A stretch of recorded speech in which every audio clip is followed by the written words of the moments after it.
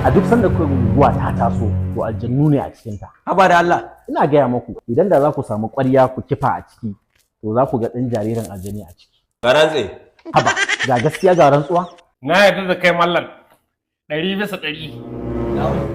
Ina ga zuwa. Lafiya aiki. Wallahi ranka ya sati na biyu ba abin da sa a ciki na sai dai dan samu ruwan dan sha. To na wuce ko na hango. Sai Allah taimaka mana abinci. Malam Awal lafiya ne ko? Kai fa malami ne a makarantar nan ko ka manta ne? Ba ku gane shi ba ne?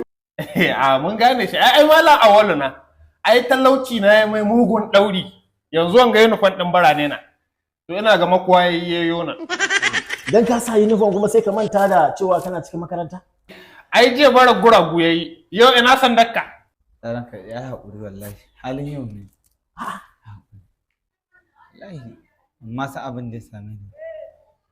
Yau dai ba ku da ni ko? Malam ko muna da kai mun yafe maka. So, a ji a nemi na gari malam. Kai! Kai ina za ka? Kai, malam ai karatun nan ba zai yi ba. A ce malami yana bara, to ina ga mu ɗalibai. Ai kasuwa kawai. Kware! Na ba